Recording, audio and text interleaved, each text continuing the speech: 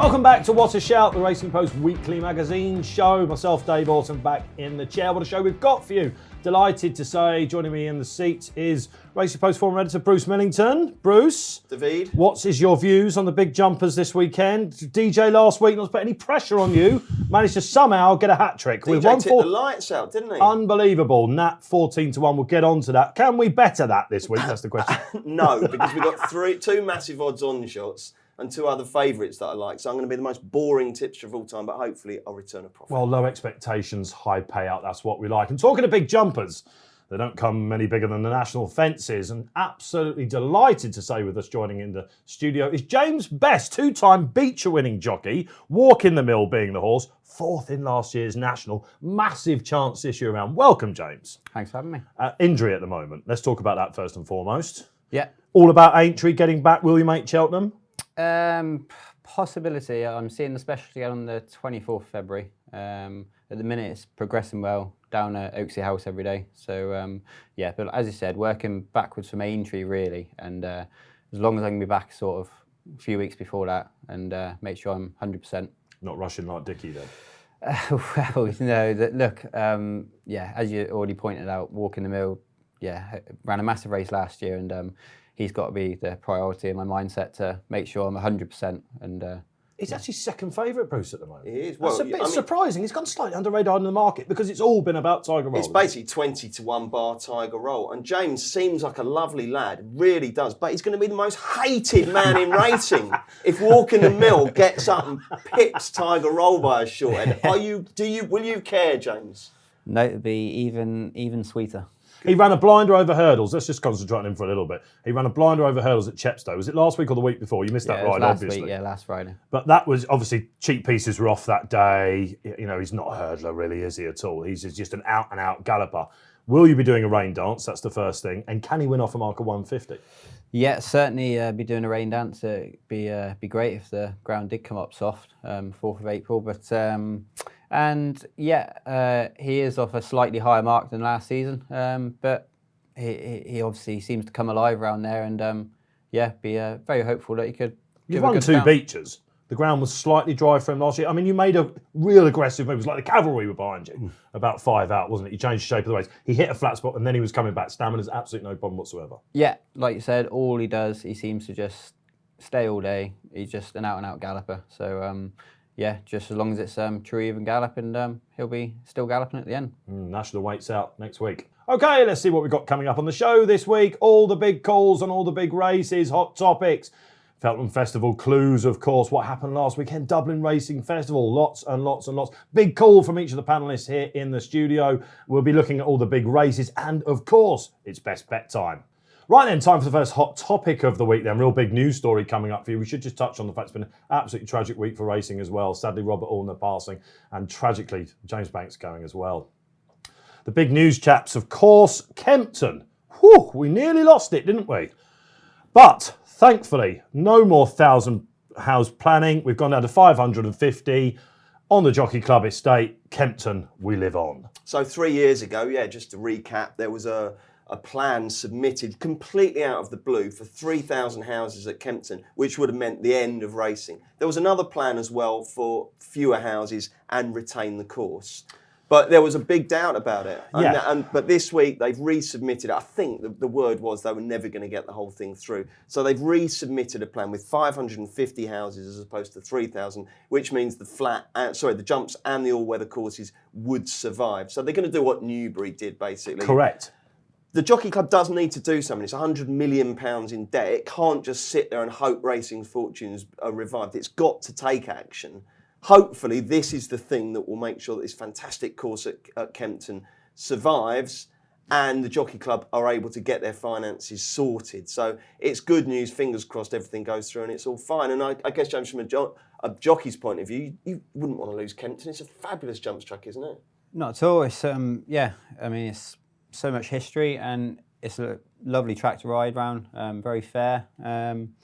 But yeah, no, it'd be... You're being modest here, James, because, of course, one of your big rides, one of your big race winners was, of course, Pilgrim's Bay in what used to be called the Racing Post Chase back in 2006. Now, I never know which bookmaker sponsor it is. It's still called the Racing Post Chase. The greatest sponsorship deal we ever did. It was the Glorious Victor's Marlborough. Yeah, exactly. There used to be some proper horses. Yeah. I backed the second that year. And I, for all the home straight, thought Double Shuffle was going to win. He's since gone to finish second in the race again. And there you were on Pilgrim's Bay, a tricky customer, weren't he, for Neil Marland? And that was rightly lauded as being an absolute, well beat a ride. That was a huge day, yeah. So you're not going to want to lose Kempton, are you? You always get good ground there, don't you? Always competitive racing. There's racing this Friday, of course. You look at a Monday and sort of Friday card and you think, there's always some decent novices there, aren't there? Good handicaps. Yeah, and like you said, Newbury have been able to do it. And why can't they just do exactly the same? And it's worked well. So one thing I would say that, David, everyone in racing who was condemning this plan to get rid of Kempton, you might actually want to turn up to some of the meetings and support them.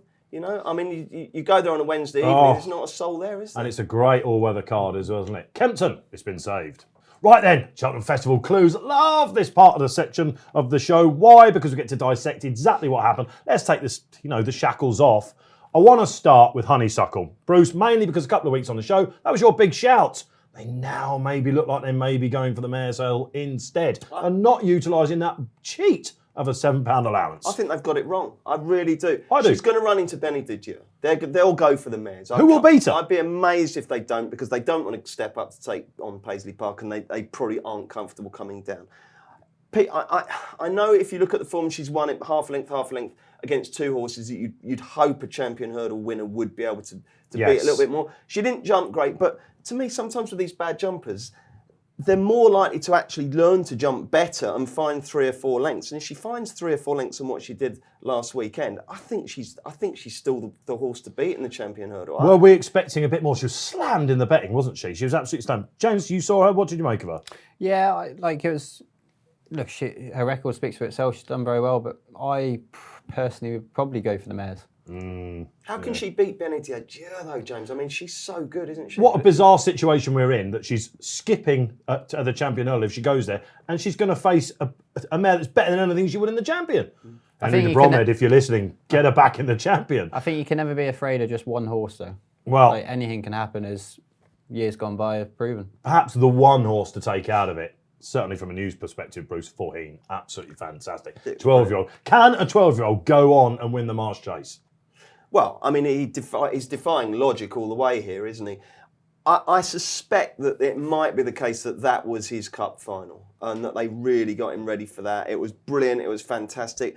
You'd love to see him come back out in March and do a great run. And if he runs like that, he's bang in there in the March. Imagine the Raw 2 out if he's upside. But that was one performance, though, Dave, where I think we should just judge it in isolation. It was just a brilliant, brilliant day. Not every race has to be judged within the prism of Cheltenham. Of course. And I just thought that was magical. Okay, well, perhaps looking more at Cheltenham than, if you like, Asterion Phalange.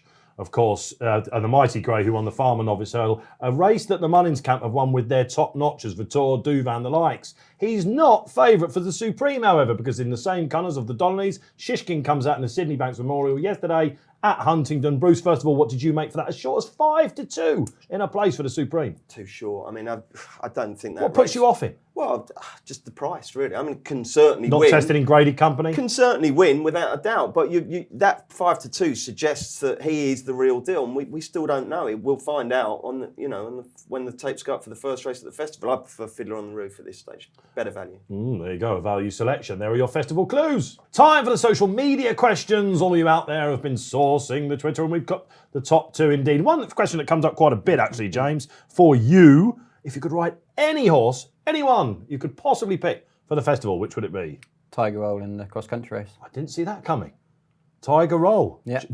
On a bridal job? I think he'd make sure he rode it out to the line. Yeah. Getting tight to a couple, especially the entry fence. Yeah, exactly. But no, look here, I love the cross-country race. Brilliant, fun race to ride in. That's interesting to hear, isn't it, Bruce? Because not everyone loves that sort. I love it's it. A Marmite race, really. Yeah, no, I absolutely love it, and just what a horse Tiger Roll is, and Yeah, that'd be the one. James, real quick one from me. With the cross-country race, how much do you have to know the course? If you just went out and said, look, I've never ridden in this before, but I'll follow the others, I'll be okay. You have to have your wits about you, don't you? Yeah, you've certainly got to know where you're going. Don't get me wrong, if you didn't, and as you said, you could certainly drop in, follow around, but no, you want to study the course and study the map, and you want to know where you're going at the end of the day. There have been some orange or yellow flags out there, haven't there, Dave? You saw one? Yeah, of course. Thanks for Luke Salmon for that question. Okay, Liam Lone comes up with the next question. The second question. Who is the best novice? We've got a trio for you. Same colours, actually. Shishkin and Asturian Phalange, we both mentioned. And also the big getaway, who looks like he might be Albert Bartlett bound. Again, if you could jump on one of them. I think Asturian de Phalange was very impressive last weekend. And again, yeah, I think if I had to choose one right now, probably be him. Real game sort he looked, didn't he? Yeah, just likeable way of going and in the liked his attitude. Yeah, you could see him loving that hill. There are social questions for James. Have you placed a bet through the Racing Post app? It's the must-have one-stop location for all the best exclusive tips and horse racing news right in the palm of your hand. All you have to do is log in through your existing bookmaker account and you can place your bets without needing to leave the Racing Post app. No need for application hopping. All the while, you're still getting best odds guaranteed. Take a look through your in-depth race cards, check out your horse's form, our leading tips to verdicts, and then pick your selection for your in-app bet slip. Okay, time for the first of the big races this Saturday. Warwick, Kingmaker Chase, big Arkle trial this. James, I don't know about you, but Sandown for me looks just about the toughest test for a novice, any course, from a viewing point of view. Warwick, I think, is not far behind though. 5 fences down the back, boom, boom, boom. Would you agree with that? Yeah, you're probably fair. They come up very quick. Big tests, but they're actually very nice and inviting fences to ride. But like you said, they do come up very fast. So you can't afford to miss one down the back. What sort of horse do you want to ride around there? Just again, one that's just very neat and accurate. Up there, or would you prefer to be forcing it, or you'd quite like to have a sort of a strong travelling horse, and if you could just jump from fence to fence, fill them up, and then away you go, sort of turning in really.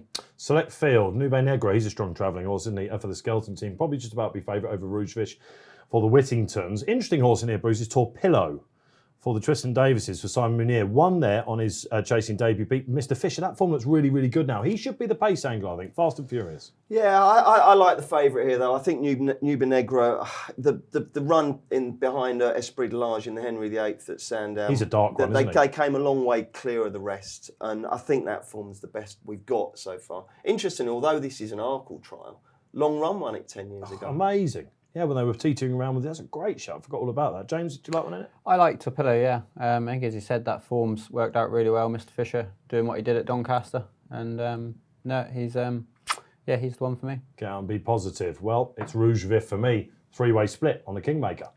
Right then, second of our race previews, better known as the Game Spirit. I've got to get this right. Win bigger on the Betfair Exchange Chase. The Game Spirit Chase, then 2 miles. Well-known champion chase trial. He's back. Altior. Let's lead with this, Bruce. Yeah, I mean, and the good thing is with Altior, we've had so many will he run, won't he runs. The decks are out. Altior does run at Newbury tomorrow. It's fantastic news. And I expect him to win. The going is good. So there's 6 runners. So really, from a betting perspective, Altior's very short. So it's all about trying to get the forecast. With good ground expected and the rain not due until Sunday, I think So Royale might be the horse that gives him the most to do. But I think Altior will win this, and then it sets up this phenomenal champion chase, doesn't it? Altior v Defi v Chacun and Poursoir. I can't wait for that. That's going to be the race of the week. Yeah, lots of people with fingers on the buzzers for Cheltenham, of course, because Altior amazingly not favourite for the champion chase at the moment, despite the fact that Defi's still got to reach that level. There are others, of course, in the race. Sir Royale chased him home twice last year, but got really close at Cheltenham, and of course at Sandown, you remember when they signed off as well. Yeah. Good ground for Sir Royale? Yeah. Can he beat Altior? He can. I mean, not only Sir Royale, I think if the Altior we all know doesn't turn up, then I very much like Kalashnikov. He's proven around the course. Likes Newbury, yeah. Likes Newbury, and hopefully you draw a line for his last run. And I could see him running a big race. Very interesting, though, wasn't it, that Hendo said on that the work that Altior did on Monday just blew him away. So that's very encouraging. He often purrs about it. He said he could be a Group 2 also for mile 2, didn't he? Shoots off into the country. 1 to 2, is that bigger than we were expecting, Bruce? Probably is actually, yeah. It's funny because for some reason that race against Surname has kind of actually slightly tarnished Altior's reputation, which I think is ludicrous. That could be phenomenal form. He's taken on Surname in Surname's conditions. He's got to beat a couple of lengths, but that could be phenomenal form if Surname's done his running. So to me, I think Altior's, he's done nothing but enhance his reputation with that performance. Can you take him on? Yeah, of course you can. Dynamite Dollars is back in the race. We should say that. Was a player for the Arkle, wasn't he, until injury curtailed. First time out's going to be tricky, but Nichols has got a great record in this race. He's something of an unknown quantity still, James. Yeah, and I think these days it's not such a worry, a horse having its first run back, because you can, trainers have proven time and again, these days you can get one spot on. And like you said, he was a talking horse, and he could certainly serve it up. The thing that's going to be fascinating for me is when they turn in, is Altior, because he takes time to get wound up over 2 miles now. I still think it's too short for him. Okay. So I just wonder if Kalashnikov's pinging away there and putting him under a bit of pressure, will his in-running price start doing that? That's going to be really interesting. I think he's going to come good in the end, but I suspect there might be a point up that long home straight where there's a few question marks. The 2's on is going to spike, you mean? Possibly. Okay, selection time. James. Altior? Yeah, I mean, if the Altior we all know turns up, then you can't not go for Altior. Altior 1, So Royale 2. Ooh, a forecast from Bruce. I'll follow that in. Time for the big calls here in the studio. We know you love these, and I'm going to kick off here. I think I've got a perler for us this time. Sit back a little bit on this and relax. I've been looking at the Cheltenham top jockey market. Robbie Puppy Power. How on earth is he 14-1? You think about all the Tizard novices. This is Gold Cup winning jockey we're talking about, and he's the go-to man for Mullins this season. He has been for Henry de Bromhead, and of course for Gigginstown. Talk me out of that, Bruce. I'm not going to. I mean, when you told me before we were filming what it was going to be, and I was like, I hadn't even thought about it. But you make a great case. I can't argue with it. Yeah, if you're thinking that Davy Russell's around about the 3-1 mark. I mean, Nico de Boinville won it last year, of course, didn't he? He'll be short enough. James, am I mad? No, I'd say you're a good shout. Yeah, you're not gonna mug him off on here, are you? No, like you said, he's the go-to man. What kind of guy is he in the weighing room? Lovely, yeah, he's brilliant. He's very focused, or is he a bit of a crack, or both? He's very approachable. He'll have a laugh, and but no, at the end, he's just what you see is what you get of him, really. I'm hoping that will be a lot shorter than 14s come the day. Bruce, big call. Okay, so we've got these new weird race times. Not everyone's happy with them. We've got the 3:01 and the 2:46 and all that kind of thing. I don't mind that, but I think it's going to take a little bit more than that to avoid the clashes, which is what the ending of the Norton 5, the kind of tombola race times, if you like. Yeah. It needs the courses to actually talk to each other and to coordinate and to make sure that the jockeys are asked to get out of the weighing room on time and make sure they get to track. Now, James says that a lot of courses, they do, they are right, away you go, lads, quick. There's some courses, and we know who they are, they go off whenever they like, and that means it's not going to work. But James, talking to you before the show, there is some interesting ramifications for the jockeys and the horses here, isn't there? Yeah. Because if you've got clashes, it creates all sorts of problems for you guys sometimes, doesn't it? Yeah, well, I know it's difficult, busy days, there's lots of meetings, you want to try and get all the races aired live for sort of the betting public. You can put the boot in here, James, come on. But what drives me mad, and a lot of other people in sort of trainers, jockeys, say the race is due off at 2:00.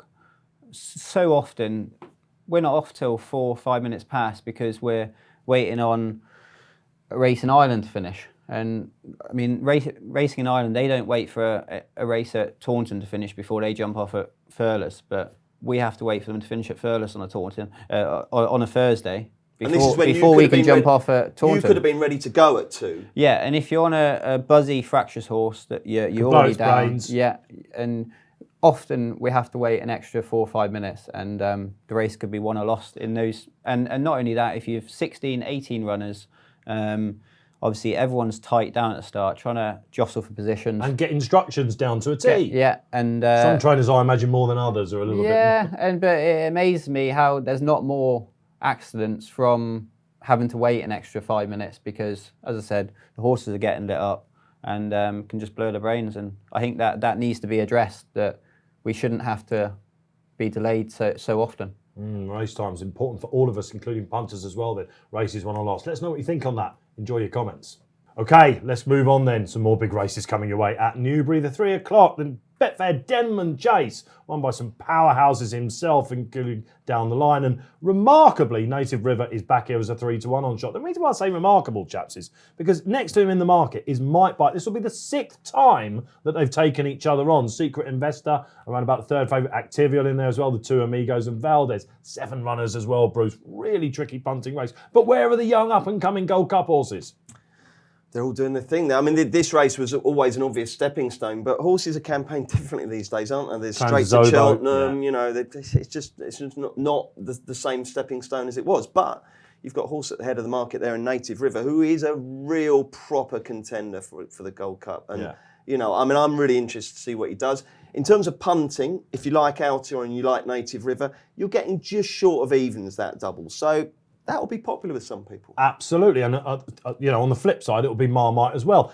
What has gone on with Might Bite, James? You know, he's a Scorpion. We always knew he was a little bit quirky. We saw what happened when he won the RSA. Can he possibly bounce back with a small field? Perhaps be a positive for him? I mean, there's no reason why he can't, but like horses and jockeys, confidence is a massive thing, and he seems to have just lost a bit of confidence. So if he can get that back, then who knows?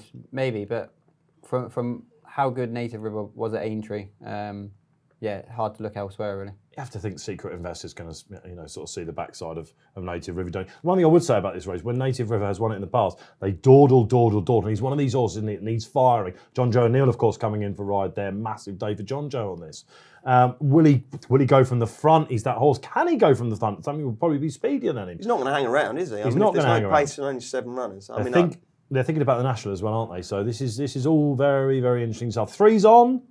But I mean, Swerve? He'll win. But the trouble is, you've got no each way betting with 7 runners. The forecast is interesting because I don't give Might Bite any chance at all. I just think he's gone up the game. I'd love to have him back. You're talking about Puppy Power. Pup is Might Bite's form figures right now. PUP.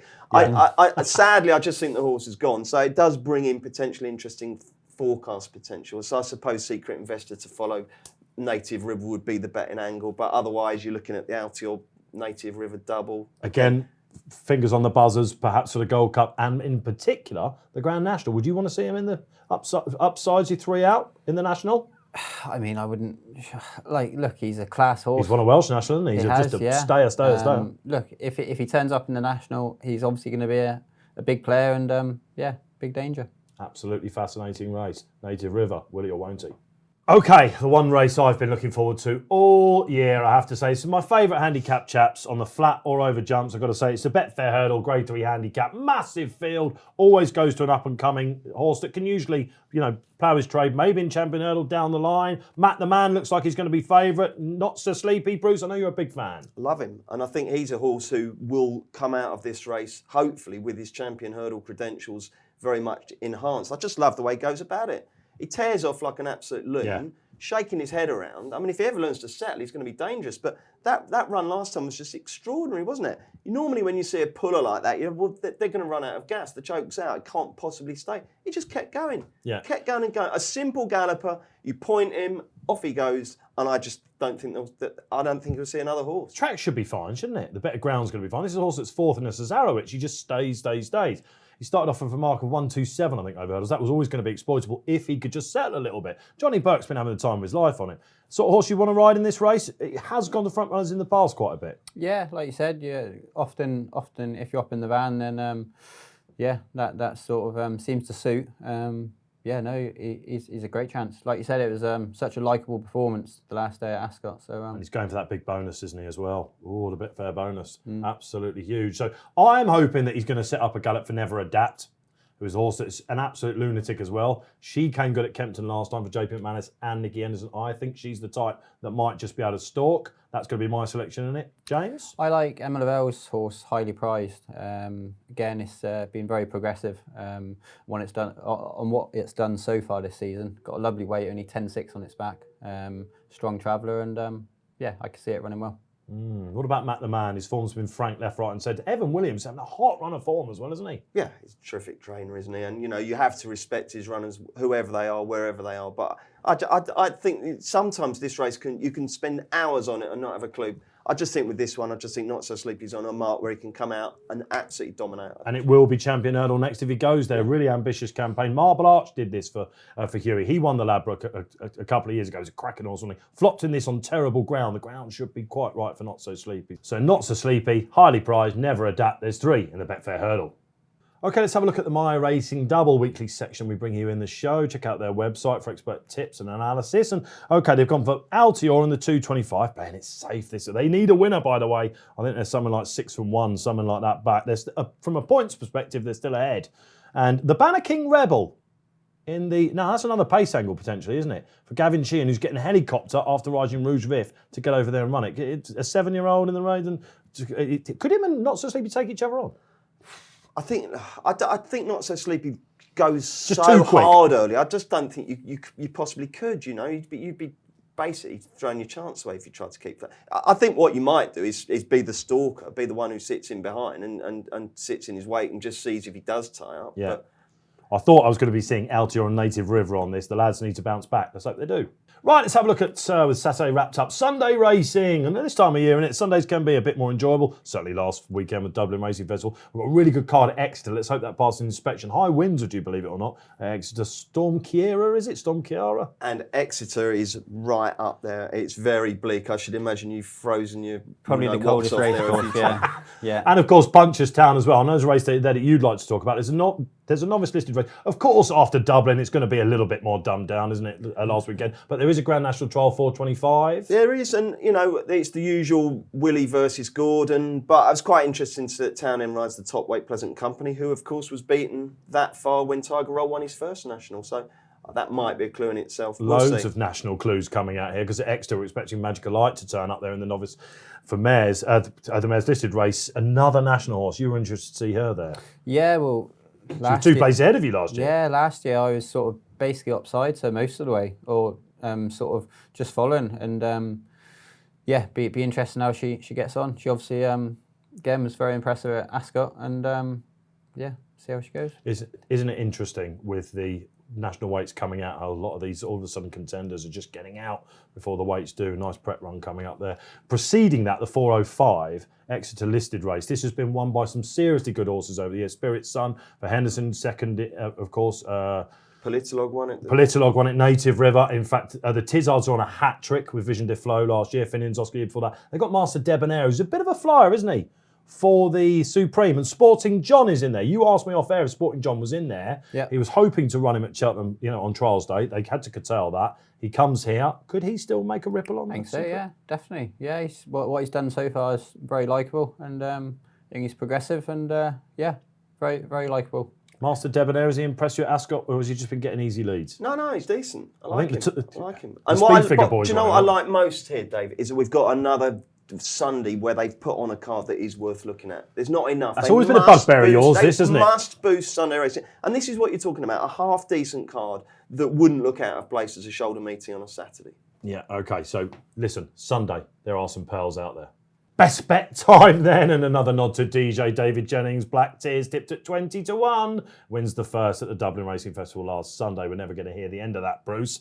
Have you got a weekend winner for us? Not at 20-1, but hopefully it'll win. I love a Rafe Beckett, and he's got these brilliant fillies, all with the Vega suffix. Antonia de Vega's been really good, obviously Manuela. There's one, Marcella de Vega's yet to get off the mark, but she runs in 7 o'clock at Wolverhampton on Saturday night, and I think the race looks absolutely made for over a mile and a half. Marcella de Vega, 7 o'clock Wolverhampton. I like one on the all-weather as well at Lingfield, 4:10 for these novice race. A horse called Wanda for the Perrett. Eye-popping debut. I think she'll be tough to beat despite stall 9. James, a weekend winner for us? I think I'm going to go for highly prized and the Betfair Hurdle. Oh, just nice and easy one then, Yeah. absolutely. A progressive horse. There are your weekend winners. Okay, this says item 13 on here. Unlucky for some. That's what the bookmakers will be hoping, because it's time for the lays that we want to see out there. James, you've got one for us this weekend. Myself and Bruce will look further afield. Tell us what's going to get beaten this weekend. I think Indefatigable. At Warwick? Yeah, at Warwick. Paul Webber's horse. Yeah, I could take her on, yeah. After that It was a bit of a rusty run, wasn't it? Yeah. She was never travelling, was she? Exactly. She's going to be favourite, I think. Bruce! Well, this is the most commonly spouted lay of the festival that it's getting to the point where he will just win. But, I mean, I look at the prices for Envoy Allen and the form doesn't back that up in the Ballymore, unfortunately. Of course he can win. Of course he's been impressive, but he's a dreadful price. I don't even care what beats him, but he is a lay. Now, this is one, you're going to agree with me here. You've put this up again. The more I look at the RSA, the more I want to take on Champ. I want to take him on around about 7-2. There are your heavyweight lays. Well, that's it then for this week's edition of What a Shout. My thanks to Bruce Millington. Cheers, Cheers Dave. Bruce. Happy days. James Best, thank you very much. Speedy recovery. Back to Oaksey House for you this afternoon. Yep, I'm in Oaksey House 3 o'clock this afternoon, so All about Continue the April the progress. 4th, isn't it? that's it. Cheers, April the James. 4th. Absolutely brilliant. It's all about the Toms next week. We'll have Tom Scudamore joining us. His father Peter was on the show a couple back. And we'll have Tom Kerr, the Racing Post editor, as well. If you've enjoyed the show, don't forget, of course, to give us your comments on whatever you're watching, YouTube, SoundCloud, whatever it is. Hashtag What a Shout. Don't forget also to download the free Racing Post app on the Play Store and the App Store itself. And remember, every week, to gamble responsibly. Until then, be lucky.